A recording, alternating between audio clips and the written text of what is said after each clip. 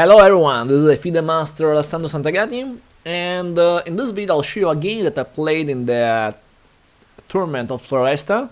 It's a very nice tournament in which I won the tournament, and that's great for me after around 9 months of stop for COVID and other reasons, so I came back with a very great result for me. Was a very nice tournament with the Masters, Candle Masters, International Masters, so was a very good tournament, and I want to show you a game that I played against a Candle Master. His name is Bonanzinga. In this game I played with black, so let's go to see the game.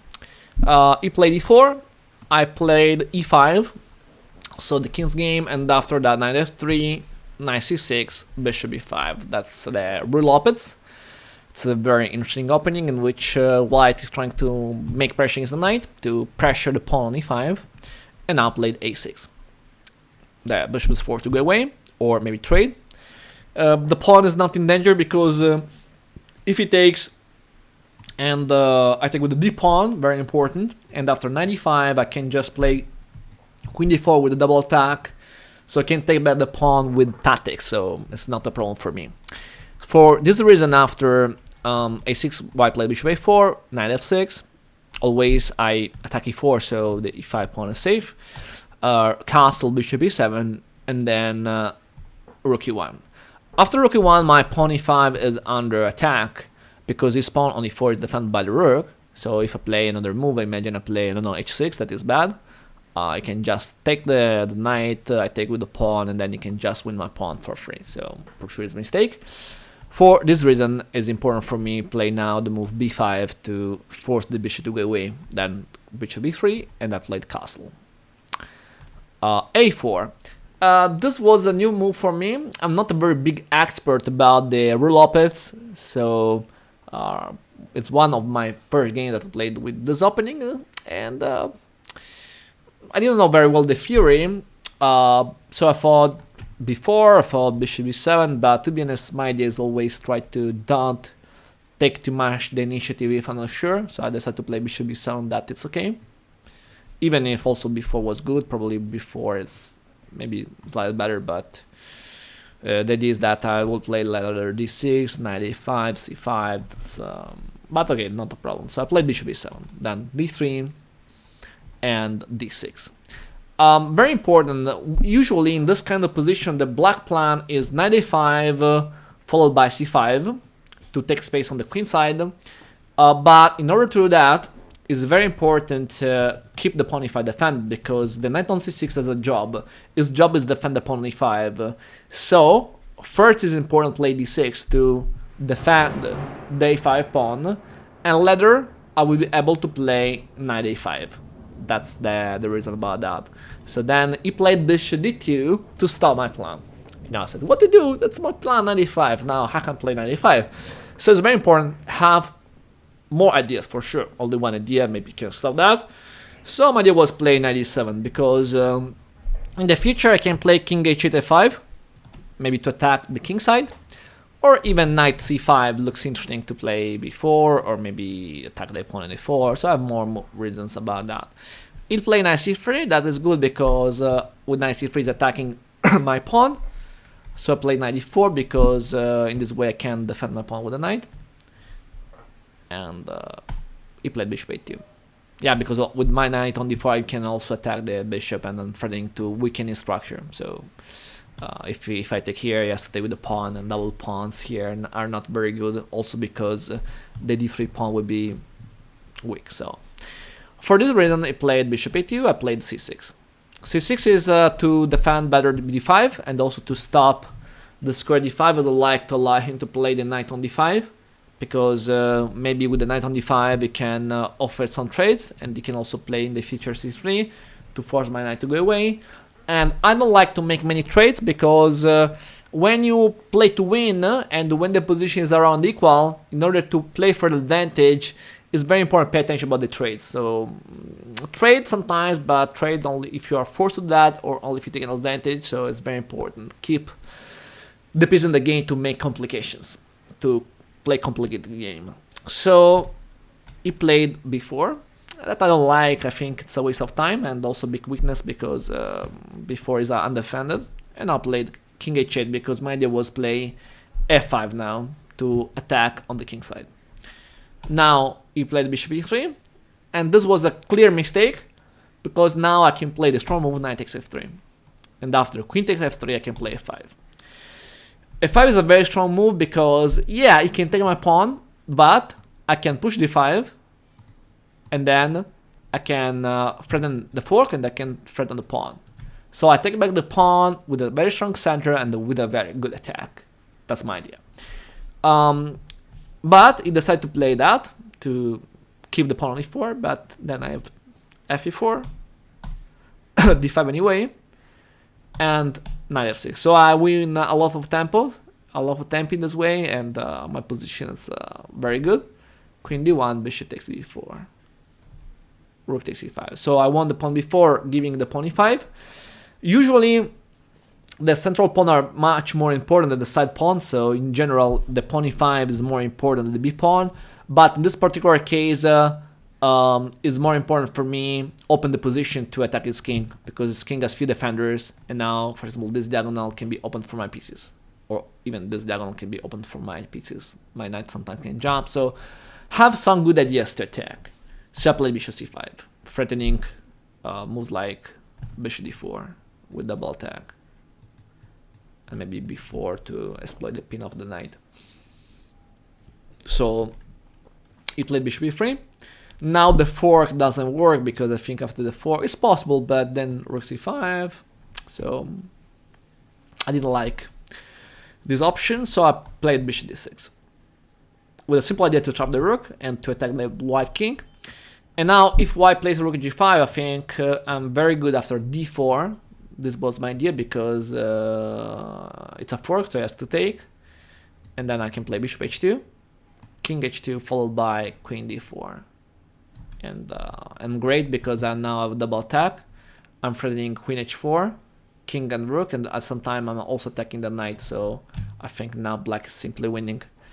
For this reason, my opponent decided to don't move the rook away, too many threats, so I play d4. d4 is correct, I think it's the only move to don't lose the game immediately, and that's a good try because now white is trying to give the material, to give the exchange, to stop my attack. That's the idea, and it makes sense, so it's okay. Now I can take the rook immediately, but I decided to play first b4 to force the enemy knight to go away.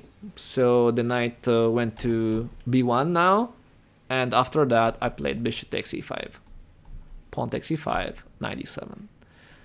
So I'm up 2 points because I'm up an exchange, and after a5, knight e2, knight b6. I tried to consolidate, knight f3. Now white had a good idea. The idea is play knight g5 followed by queen h5 to make problems, because remember, if you're down material, it's very important for you to try to make complications. And if you're up material, you want to play safe, you want to consolidate your position and have an easy win, an easy endgame, for example. So I played knight a4. I settled pawn because I calculate I can defend. After knight g5 I played queen e8. And then after queen g4 I played bishop c8. I keep pieces in defense. So now I have the advantage. I have 1 pawn plus the exchange, so I'm up 3 points. I want instantly to defend. If I can defend, then I win, for sure. 3 points are too much. So, queen h4. White is threatening mate. I played h6 to stop the checkmate. e6. Knight c3, because my knight on a4 is undefended. And knight c3 is good because probably white next move will be bishop d4 to threaten queen h6 to play for the checkmate.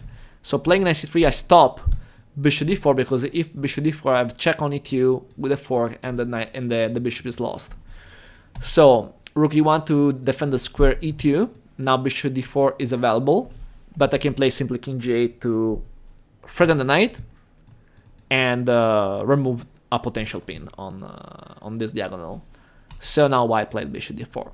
Okay, now white has the knight under attack and the bishop under attack. I calculate a bit if I can take these pieces, but I said in my mind that, okay, I don't need to complicate too much. I simply play queen e7, and I offer a trade, because if knight f3, then I can just trade the queens, and then I can just take the bishop. So with the, I think easy win in this case. So I said, okay, don't complicate too much. I want to stop this pawn on e6, and then white has nothing. So white tried to play rook e5, and now, okay, I calculate that I can just take the pawn without big problems now because it's all blocked. He played that. If rook g5, that was my first thinking, I saw that I can just play check, followed by this, and after rook h5, threatening mate, I can just play this. Yeah, I think I can just play this move, because after check, king f7, queen h5, I can play g6, queen. So I can just go away. I don't know, but maybe I have to take with the queen. I think queen. I calculate queen e6, because after a check and this check, I can play simply queen e7. Sorry, king e7, and then and it's all. Yeah, I have too much material now, so there is nothing that you can do. So this was my calculation. After that, he played queen h5, I took the pawn, and then he took this, and then I played bishop g4. And now white resigns, because with bishop g4, I'm attacking the queen, and I'm printing checkmate in one move. And if it takes my...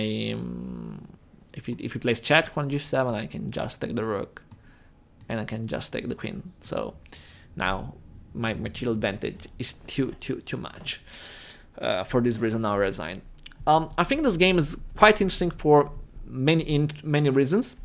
One reason is that it's very interesting to think about the plan of knight a5 followed by c5 to take space on the queen side. And it's very interesting that the white tried to stop my plan of playing bishop d2. And then when you have to find a plan, remember to think about the pawn structure and the break. So now a potential break is maybe c5, c4. That's one. So if I want to follow the same plan, I should play moves like knight b8 and then c5 or c4 in the future. Or another break can be f5. So it's like or one or the other, or maybe d5, but d5 maybe it's risky because then e5 pawn would be weak. So it's very important to think about the break. If you find the break, one or two different breaks, it's very important to understand what could be your plan in the next future. So f5 idea was very interesting. And then the attack was nice. And very important also, when you can take material, pay attention if you can take it now or later. So if you can wait before to take something, like in my case, in which I can play in which I can play before the move the pawn before, and then later I can take the rook. And the other important idea, then defend, because yes, you win the material, but the game is not over. You can always lose the game. That's the point. So even if you're up 2 points or 3 points, you can always lose. That's the good and the interesting thing about chess. So you must always be focused. And now the last job is defend. Then, okay, if I'm able to defend, then it will be a win, like in my game. But we must do this job. And defense, it's one important part of the chess game.